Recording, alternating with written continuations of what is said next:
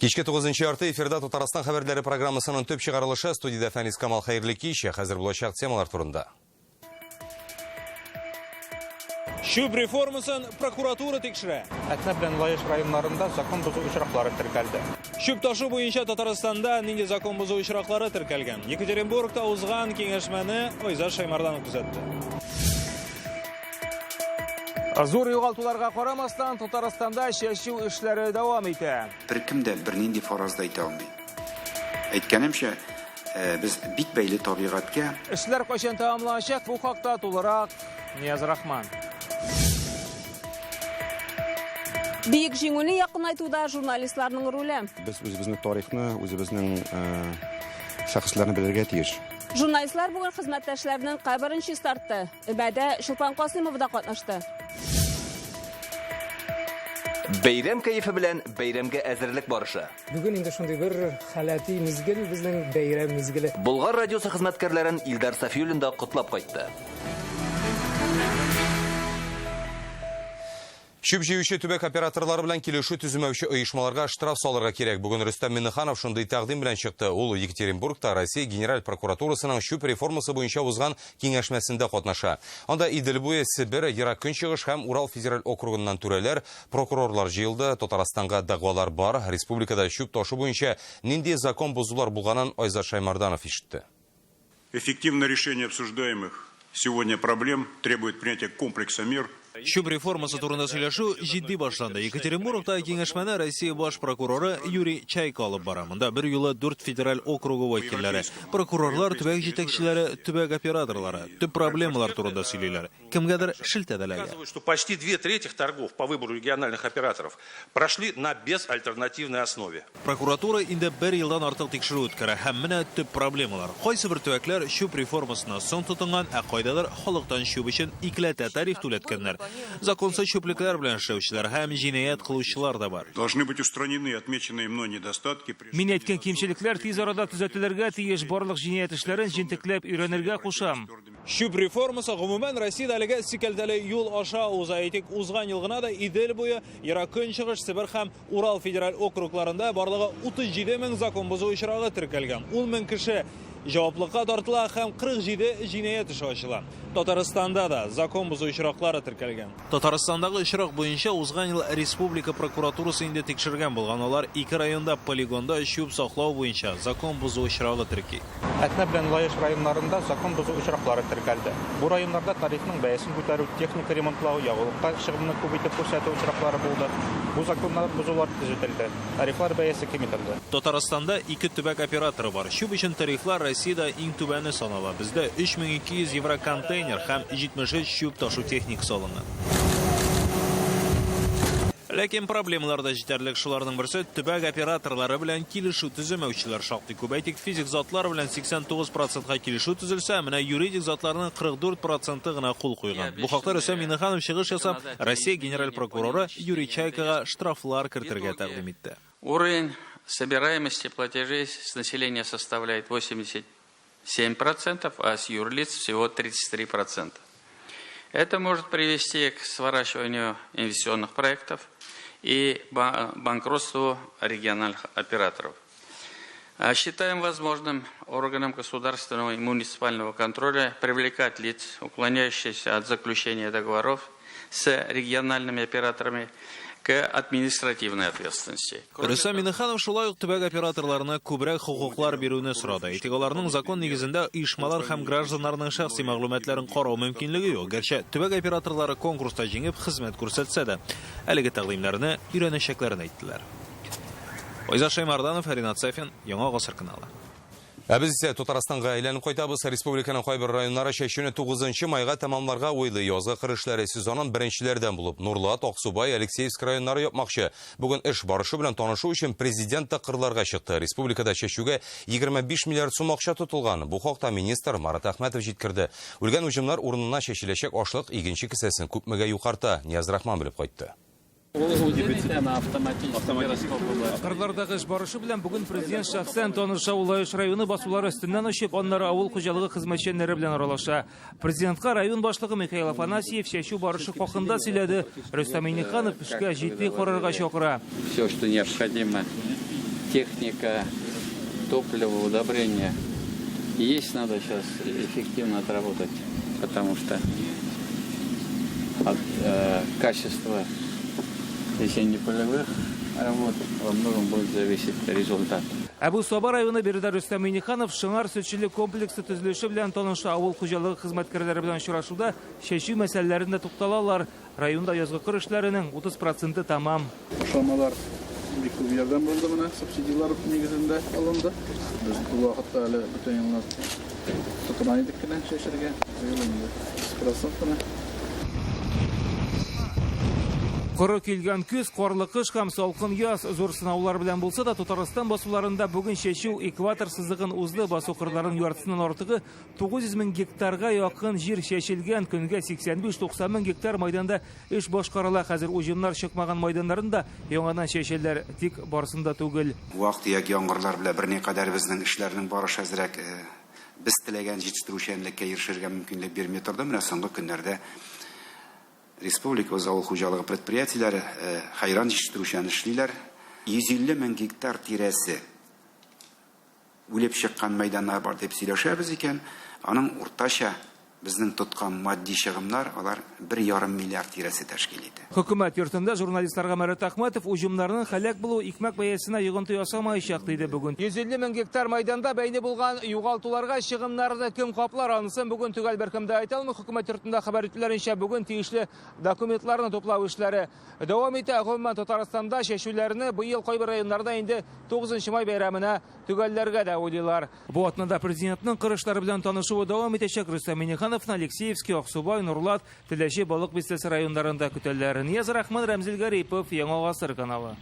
Юллар тәҗрибәсезлекне гафу итмей, Татарстандагы юл хәрәкәтләренең 30% яңа гына рульга утыручылар аркасында килеп чыга. Узган ел машина йөртү тәҗрибәсе булмаганнар катнашында 61 авария теркәлә. Быелның 4 аенда инде шундый 90 юл хәрәкәте күзәтелгән. 9 кеше үлә, 131 имгәнгән. Гадәттә фаҗигалар тизлекне арттыру, тиешсез урында каршы як юлга чыгу аркасында була. Бу хакта бүген Татарстанның ЮХИД идарәсе башлыгы Ленар Габдрахманов матбугат конференциясендә җиткерде. Ни өчен закон бозсалар да машиналарны тонировкалаучы оешмалары үз эшен дәвам итә. Быел 4 айда шундый 12 оешмага 300 мең сум күләмендә штраф салына. ЮХИД бу хилафлыкларны киләчәктә ничек бетермәкче була? Бу хакта тулырак Реальное время интернет газетасыннан укыгыз. Кабер өстенә ауган агачлардан арындыралар, кырган яфраклардан чистарталар, хәршәткәләрен буядылар. Журналистлар бүген каләмнәрен эш коралына алыштырды. Татар зиратында Бөек Ватан сугышында катнашкан һәм башка күренекле каләм ияләренең каберләре чистартылды. Өмәгә Чулпан Касыймов да кушылды. Монда журналист Галим Рәпков җирләнгән, туганнары Свердлов өлкәсендә яшәгәнлектән кабере каралмаган. Ул заманында Тастырның журналистлар берлеген җитәкли. Бүген берлек әгъзалары аның истәлеген яңартты. Зур бәйрәм алдыннан хезмәттәшләрнең исемен чүпчәр арасында югалтырга хакыбыз юк диләр. Сүз белән үтереп тә була, сүз белән күтәреп тә була. Сүз белән рухны да биреп була. Менә шул журналистлар алар үзләренең сүзләрендә рухны күтәреп, бу бөек җиңүгә, бу бөек җиңүне якынлаштырганнар. Асия Хәсәнова каберен Синбикә журналы редакциясе елга 2 тапкыр чистарта. Бөек Ватан сугышыннан соң нәшер ителүдән туктап торган Азат Хатын журналына яңа сулыш өрүче була ул. Сугыштан соңгы елларда басманы саклап кала, хатын-кызлар батырлыгы турында бик күп язмалар бастыра. Редакциядә булган архивлардан карап әйтә алабыз. Ул сугышта булган хатын-кызларны редакциягә кунакка чакырган Мәгуба Пасыртланованы тәгаен беләбез, аның фотосы безнең саклана. Приезжали сюда. Шәмси Хамматов күренекле җәмәгать эшлеклесе, талантлы публицист. Үзе сугышта катнашмаса да, ут эчендәге каһарманнар батырлыгын оста тасвирлый торган була. Әгәр Хамматов, Шәмси Хабибуллович булмаган булса, без Муса Җәлилнең нинди журналист, нинди публицист икәнен белмәгәндә булыр идек. Мондый өмәләр әле май ае буена дәвам итәчәк. Май ае журналистлар ае шушы көннәрдә Республика Татарстан газетасының беренче баш мөхәррире Владимир Тихомирновның каберен җыештырсалар, ә инде студентлар журналистика факультетының беренче деканы Флорид Әгъзамовның каберен чистартачаклар. Чулпан Касыймова, Данил Филатов, Яңа Гасыр каналы. Бүген илдә радио көне, анда эшләүчеләр һөнәри бәйрәм уңайыннан котлау кабул итә. Шул ук вакытта җиң сызганып 9 майга әзерләнәләр. Булгар радиосында эштыгыз быелгы бәйрәмне нинди форматта уздыралар? Илдар Сафиуллин күреп кайтты.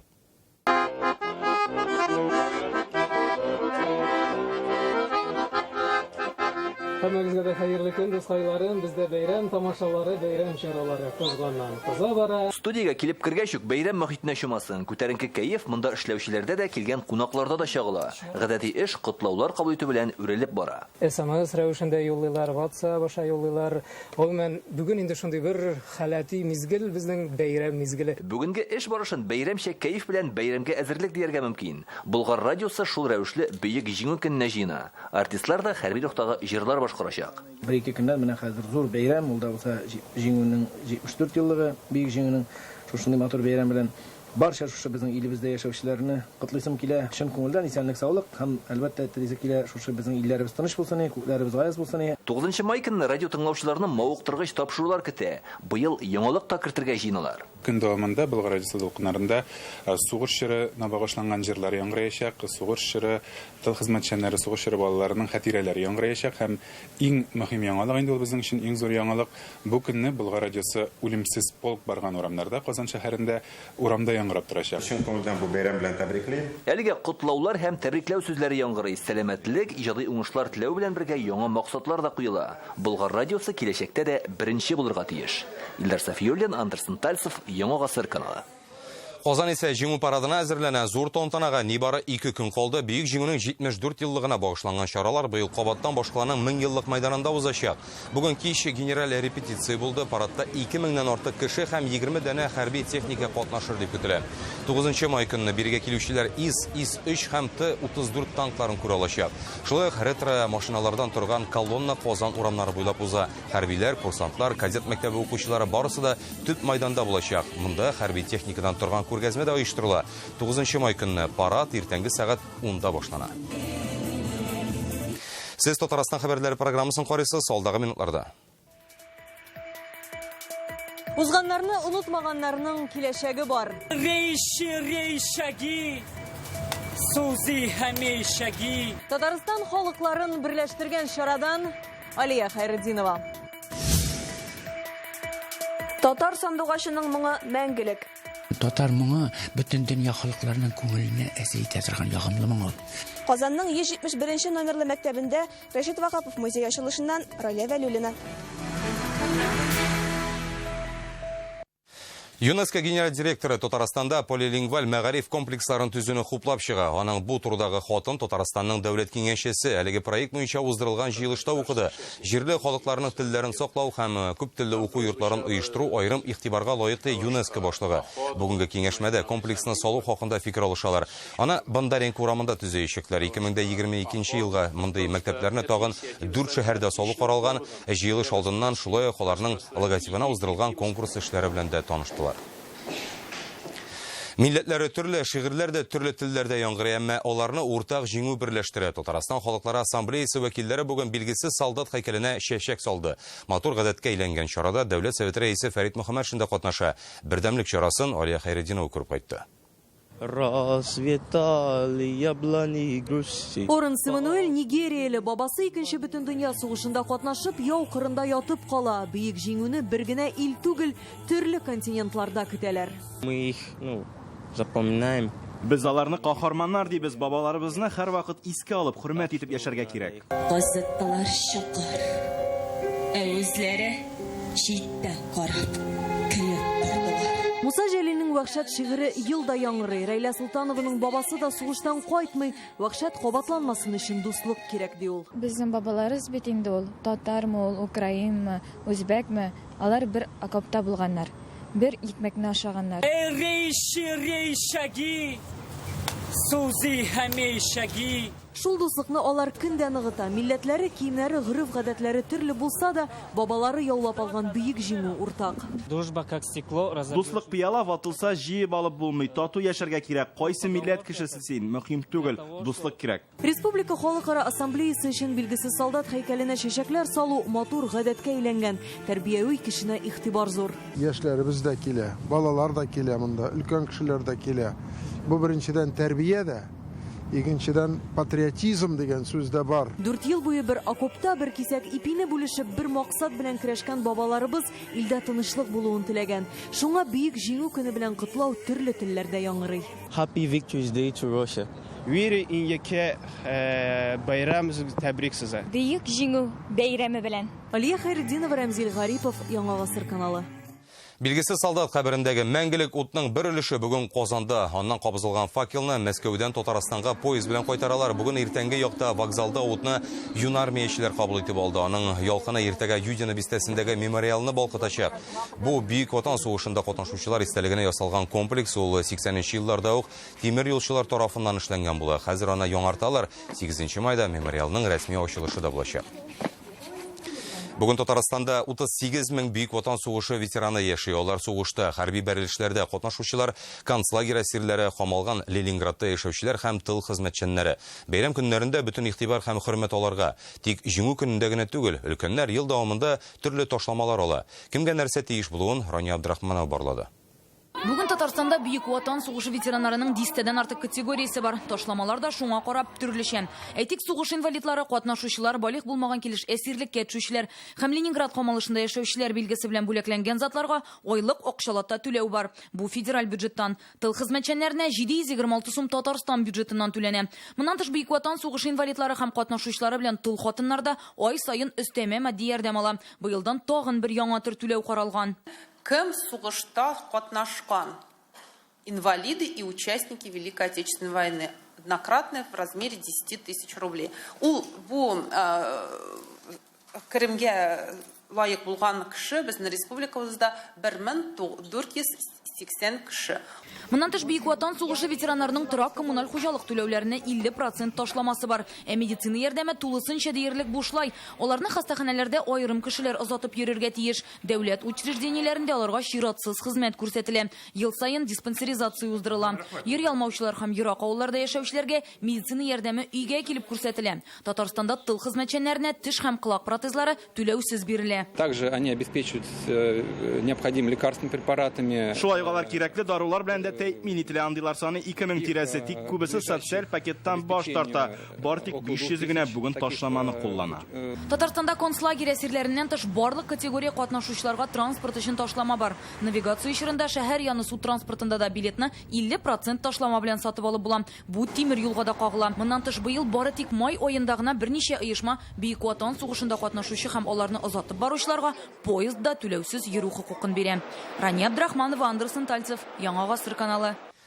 Сугыш җырларын башкардылар, солдат будкасы ашадылар һәм фронт истәлекләрен яңартылар. Газпром Трансгаз Казан оешмасы ветераннар өчен елдагыча зур бәйрәм үткәрде.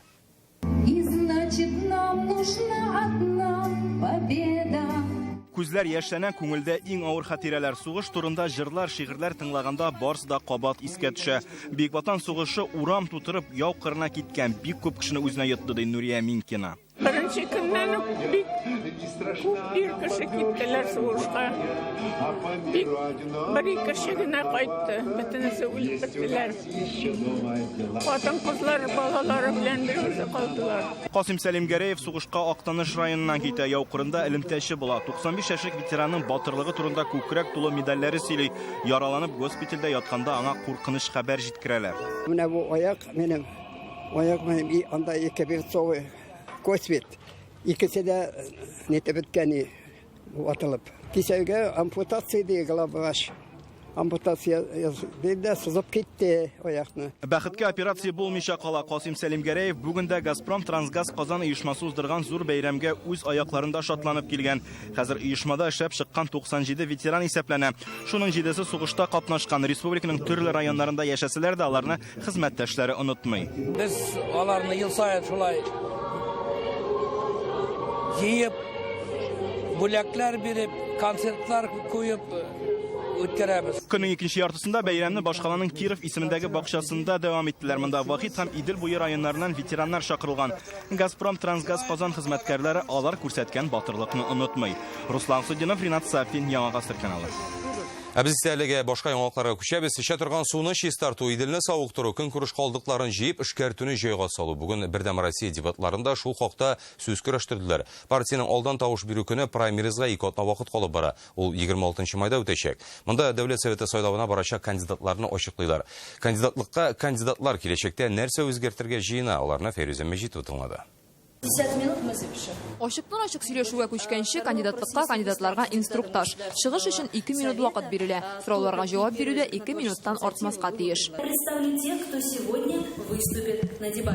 Трибунага 4 кеше, 2 министр, дәүләт комитеты рәисе һәм зур предприятие җитәкчесе урынбасары чыга. Аларның барысында экология темасы берләштерә. Эчә торган суның паклыгы, чүп реформасы язмышы, елга күлләрнең чисталыгы.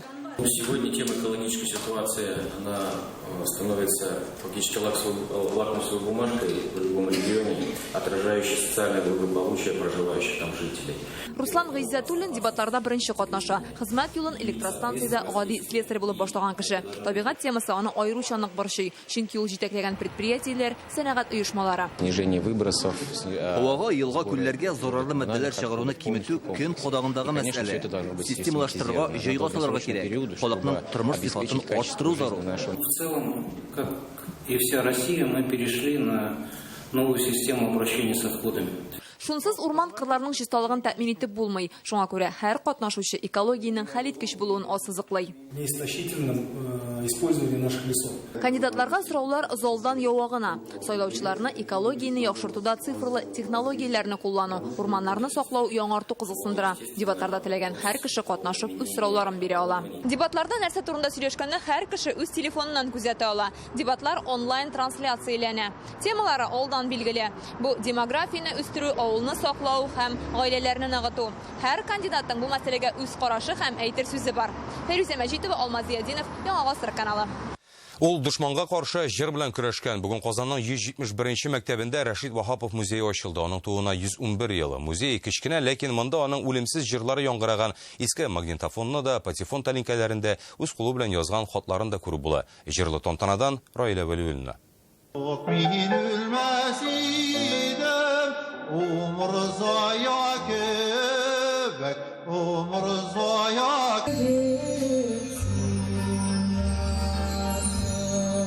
Нәкъ Умар Заяныкы кебек Рәшит Вахаповның да гомере кыска, әмма ул калдырган мирас мәңгелек.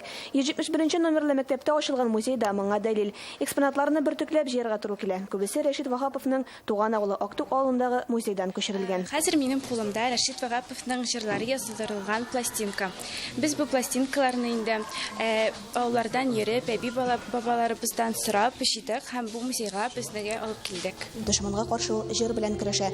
Сугышның беренче көннәреннән алып төркем Татарстан буйлап гастрольләргә чыга. 40-50 елларда концертлар саны буенча Рәшит Вахапов беренче урыннарны алган. Сугыш җырында иң якын иптәше гармун була. Рафаэль Курамшин безгә шул җырдагы гармунның бер терен җибәрде. Йөрәгемә дә ут кабында Әлфия. Әлфия, Кара Урман, Галия Бану, Зөләйха, Рәйхан, Гөлҗамал. Репертуарының 80%-ын Рәшит Вахапов җырлары тәшкил итә, ди Мингал Галиев. Бүгенге көндә татарны саклау стратегиясе сүз барган вакытта, шушы мәсьәлә күтәрелгән вакытта Казанның мәктәбендә Рәшит Вахапов урамында аңа багышланган музей ачылу ул бик әһәмиятле. Музей ачылышына бүләкләр дә алып килгәннәр. Музейга үземдә сакланган Рәшит Вахаповның үз кулы белән сакланган бер хат, открытка, карточка бүләк итәм. Бу 1959 елда Рәшит Вахапов аны Үзбәкстанның Наманган шәһәрендә яшәүче дусты танышы Жакфар Басыровка тапшырган, җибәргән булган. Рәшит Вахапов репертуары сәхнәдән әле дә еш яңгырый. Димәк, татар сандугачының моңы яшәвен дәвам итә. Раилә Вәлиуллина, Александр Вальнов, Яңа Гасыр каналы. Рамазан айы дәвам итә. Бүген мөселманнар икенче көн ураза тотты. Казанның 40 мәчетендә ифтар ашлары оештырылган. Шуларның иң зуры Ярдәм мәчетендә. Россиянең 20 төбәгеннән килгән күрмәүчеләр Рамазан айы дәвамында терлекләндерү курслары узачак. Монда 4 чатырда бер юлы 1200 кеше авыз ача. Күрмәүчеләр, кунаклар, ветераннар һәм аксакаллар белән абыстайлар өчен аерым чатырда оештырылган. Һәр көнне ифтар мәҗлесе аерым темага багышлана. Шушында ук мәдәни чаралар, Коръән уку, дуга кылу, кызыклы шәхесләр белән очрашуда үткәрелә. Рамазан айы ул бит шул Аллаһ Тәгаләдән бәрәкәт иңә. Шуңа күрә без ышанабыз, шушы Рамазанны Алла исән-сау шулай үткәрербез дип. Тәрбия бик әйбәт бит монда. Аллаһка шөкер. Суында эчәбез, чәйендә эчәбез. Ризык тел тола Аллаһка шөкер. Туйганча ашыйбыз, туйганча. Нәрсә бирә сезгә ураза? Көчне бирә. Нәрсә авадан сорыйсың, шул ул кабул була. Миңа Аллаһка шөкер 81-нче китте. Инде Аллаға шүкір менә 93 елдан бері ораза тұтам. Біздің шушы мәсҗидебез ул безнең дөньяда зур континентальный мәсҗид бу безнең. Бүгінге менә шундый хәбәрләр иде һәм тоткан уразаларыгыз кабул булсын.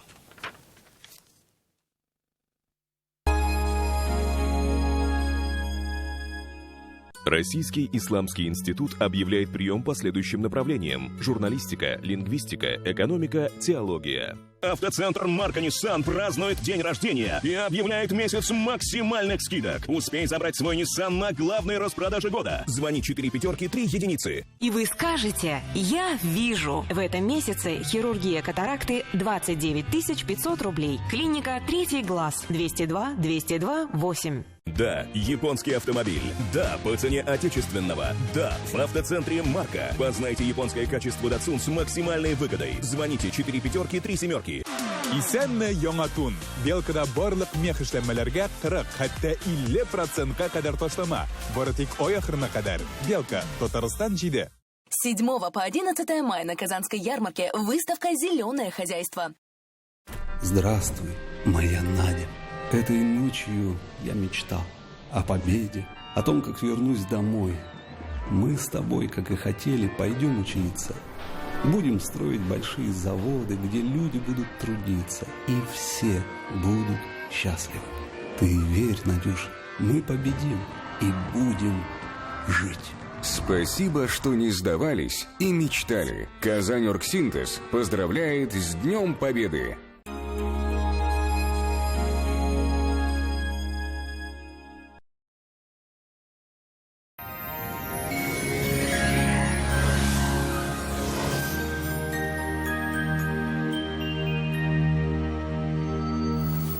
Исәнмесез, эфирда һава торышы. Сыйфатлы һәм арзан аш бүлмәсе телисезме? Данил Мастер моны шунга ашырыр. Данил сызык master.rf. Телефон 2 167 166. Янык погода сервисы мәгълүматы буенча көньяк чыгышта. Бөгелмә Волос Накайда урыны белән яңгырлы 23 градус җыла. Төньяк чыгышта Түбән Кама, Актаныш, Лабугада сүрән көн көтелә. Йом-төшемнәр булмый. Температура 24 градус. Төньякта Минзәлә, Гржа-Мензелеевскида бераз яңгыр явып үтәчәк, 23 градус җыла. Төньяк көнбатышта Орча, Кукмара, Балтачта яңгыр булу ихтимал. Температура 24 градус. Болгар, Бош, Чүпрәледә болытлы, ләкин явым-төшемсез, 26 градус җыла. Үзәктә, Чиста, Нурлат, Аксубайда синоптиклар болытлы көн вәгъдә итә. 24 градуска кадәр җылы булачак. Алда көннәрдә һава торышында нык үзгәрешләр көтелми. Тапшыруның ганәчесе җаваплылыгы шикләнгән СМО-12 компаниясе. Идел буендагы индивидуаль җылыту системасы булган кирпеч йортларда 1 һәм 2 бүлмәле фатирларның 1 квадрат метры 57 мең сумнан. Приволжский трак комплексы. Шәһәр читендәге тормыш шәһәр içендә. Шалтыратыгыз 561 0881. Вот смотри, вариант квартиры отличный, в экологически чистом зеленом районе. И где же вы такое найдете в городе? Пыль да газы кругом. Это за городом. Каждый день мотаться туда-сюда. Мама, 15 минут до центра, плюс индивидуальное отопление. Жилой комплекс Приволжский от 57 тысяч за квадрат. Загородная жизнь, не выезжая из города. Артрит, артроз, остеохондроз. Буыннар аурулары бик күп кыйынлыклар китерергә мөмкин. Моннан чыгу юлы бар. Доктор Ост клиникасының заманча технологияләре һәм белгечләре бу проблемаларны авыртусыз һәм операциясез хәл итәргә ярдәм итәчәк. Доктор Остка язылыгыз. Доктор Ост федераль шелтәренең медицина үзәге сезгә операциясыз һәм авыртусыз умыртка баганасы һәм буыннар белән булган проблеманы хәл итүдә ярдәм итә. 10 ел дәвамында Россиянең 10 шәһәрендә клиник табиблары ярдәмендә 10 меңгә якын операциянең кирәге калмый. Башкалабыз Казанда шулай ук явым-төшемсез 23 градустан 25 градуска кадәр җыла. Көнбатыштан уртача тезлектә җил. Атмосфера басымы төркемеш баганасының 755 мм тәшкил итә. Һаваның чагыштырма чыдамлылыгы 60%. Җирнең магнит кырытыныч. Әлегә менә шулар. Сезнең белән студиядә мин Альбина Шыгапова идем. Алда көннәрегез уңышлы үтсен. Сау булыгыз.